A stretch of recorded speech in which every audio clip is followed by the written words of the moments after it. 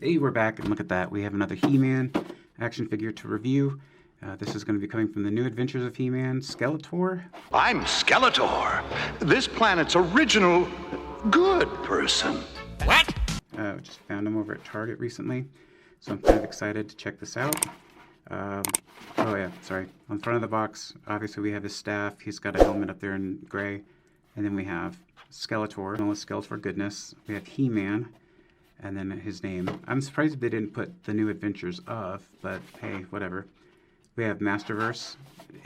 This one doesn't actually tell you how many points of articulation it has. So I'm gonna assume we still have the same 30 points, give or take. So on this side we just have Skeletor. On the back here we have a painting for the Skeletor from the new Adventures, as well as the product line. I got caught off there for a second because I didn't see a bio or anything, but I can't remember if that's just because they do that on the new Eternias or not. We go back over here to this side and then just do a quick up and down. You'll see we have nice artwork again on the box there. There's that. And then that's the box. Let's get him out, take a look at him. All right, so we got him out of the box here. He's looking pretty good. You know, all things considering, looks like he's just got about the same amount of articulation as all the others do. So I'm not too worried about that. He's got a cloth cape back here. It's attached by a ring though. So yeah, I don't know. I don't know about the little ring system for that. Hey, let's take a closer look at his face. So he does have this kind of a neon green skull. There's black in the sockets and then 2 red dots for his eyes. We've got black for the nose in there and some black so to kind of help bring out the detail on the teeth. And then we have this darker green. I don't know what you call that. I don't know if that's just part of his flesh or what, like necrotic or something. But then you have some gray paint. Comes back here to a spot on the back of his head where you can see that it kind of comes back to a blue. That's why I was wondering if this is like flesh or something. His head does do a full 360, and you can get him to look up about that far and look down about that far. He does have this chest piece right here, and it looks like it's just completely glued onto him, which is fine because you have 2 pegs there. You have the skulls in silver. You got this kind of magenta red for the cape and for like his armor and stuff, which I think is kind of neat, but just I can't really highlight on the details there. You can see there's some silver paint for implants on his body on either side. But if you go over here to the back of him, you'll see that there's all the implants as well, but they didn't paint any of that, so that's just all blue. It's just molded in. And they kind of follow that on the arms as well. So it's just kind of like baby blue with some dark blue for the gloves and for the boots there. He does have kind of a chainmail underwear. You got a gray skull here. You do get the waist turn left and right. And he does have the crunch, so I mean, he can get that far up on his crunch. And even with this little plastic piece, he can go about that far forward. So, you know, it's a little bit. It's something. The arms Spit that shit out, man! The arms are capable of doing a full 360. We do have a bicep. We do have double jointed pinless elbow. And of course, we have spin on the wrist. This hand does have a vertical bend, so that's cool. Whereas this hand has a horizontal. So there you go. He's got that. Get a little closer look at that skull on his belt there. Actually, all the skulls. Look at that, man. It looks nice. I'm glad that they actually painted those individual skulls. And then you see on his legs, he still has some like tubes or wires attached, but we've got that same magenta red on either side of his thigh for the lining there in his boots, which are dark blue. He can go about that far in the splits. His legs won't go back because you can see the molding there, but they will go about that far forward. You do have the thigh turn, as you can see, so that's good. Double jointed, pinless knee.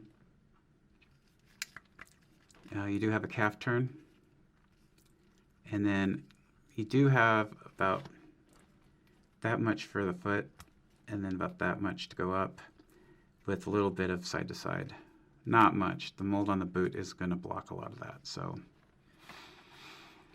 but yeah, that's him overall. That's his figure there. That's actually, you know, like I said, it's kind of cool.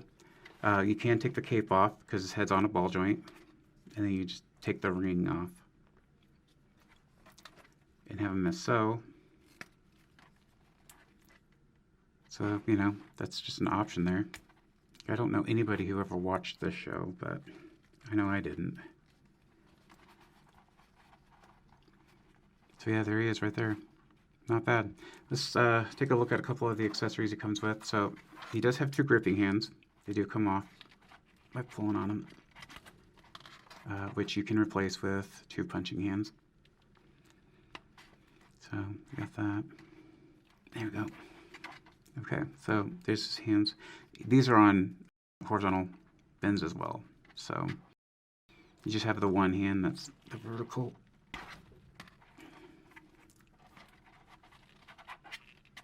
God damn, that's hard. That's his hands. He does come with a helmet. See, the helmet is just straight out gray, metallic gray. I think they tried to give it a little bit of texturing to make it look semi-decent.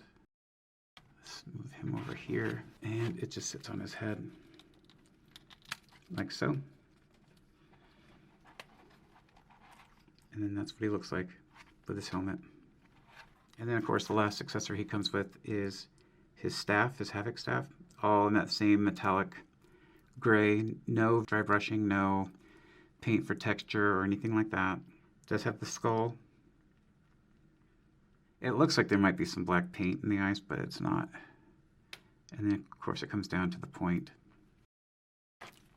And so the staff will just sit in his hand, like so. So not too bad.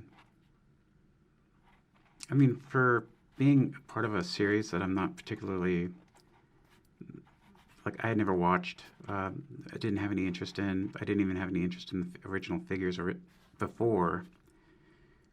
It's not bad. I mean, it's an interesting take on Skeletor, to say the least. Now for some just comparison, we have New Eternia Skeletor here. And it looks like, because of the helmet, New Adventures is going to be taller, but I also have Revelations Skeletor for the size comparisons there. We've got New Eternia Skeletor, we've got Revelation Skeletor, and we have New Adventures Skeletor. If we bring them in all on a side comparison, again, New Adventures is going to be much taller, but that kind of gives you an idea of how he's going to stand with the others. So yeah, there you go. That's my review of New Adventures Skeletor. Interesting figure, like I said. Definitely not much that I knew about this particular series, other than, you know, this was supposed to be their version of Skeletor for it. I dig it. I mean, it's definitely going to look nice next to my other Skeletors. So, you know, if you find it, pick it up. If you like that New Adventures line, I say go for it. I will definitely be on the lookout for any other new adventure characters that they do on the Masterverse line. So, yeah, I want to thank you guys for joining me, and hope you guys have a great rest of the day. We'll see you on the next review. It's almost enough to make even me smile. I think I will smile. Did I tell you to smile?